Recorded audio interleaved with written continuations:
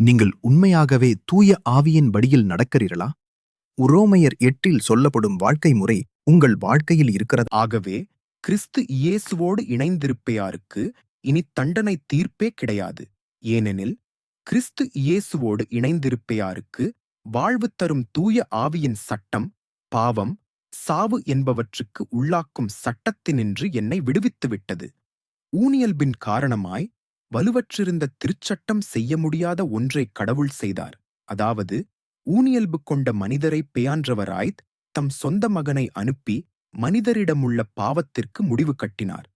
ஊனியல்புக்கேற்ப நடவாமல் ஆவிக்குரிய இயல்புக்கேற்ப நடக்கும் நாம் திருச்சட்டத்தின் நெறிகளை நிறைவேற்ற வேண்டும் என்று அவ்வாறு செய்தார். ஏனெனில் ஊனியல்புக்கேற்ப வாழ்வோரின் நாட்டமெல்லாம் அந்த இயல்புக்கு உரியவற்றின் மீதே இருக்கும். ஆனால் ஆவிக்குரிய இயல்புக்கேற்ப வாழ்வோரின் நாட்டம் ஆவிக்கு உரியவற்றின் மீதே இருக்கும். ஊனியல் மனநிலை கொண்டிருப்பையாருக்கு வருவது சாவே. ஆவிக்குரிய மனநிலை கொண்டிருப்பையாருக்கு வருவது வாழ்வும் அமைதியும் ஆகும். ஏனெனில் ஊனியல் மனநிலை கடவுளுக்குப் பகையானது. அது கடவுளின் சட்டத்திற்கு கட்டுப்பட்டிருப்பதில்லை, இருக்கவும் முடியாது. ஊனியல்புக்கு ஏற்ப வாழ்வோர் கடவுளுக்கு உகந்தவர்களாய் இருக்க முடியாது. ஆனால் கடவுளின் ஆவி உங்களுக்குள் குடிகொண்டிருந்தால் நீங்கள் ஊனியல்பைக் கொண்டிராமல் ஆவிக்குரிய இயல்பைக் கொண்டிருப்பீர்கள்.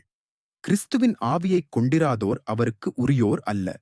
பாவத்தின் விளைவாக உங்கள் உடல் செத்ததாயினும் கிறிஸ்து உங்களுள் இருந்தால் நீங்கள் கடவுளுக்கு ஏற்புடையவர்கள் ஆக்கப்படுவீர்கள்.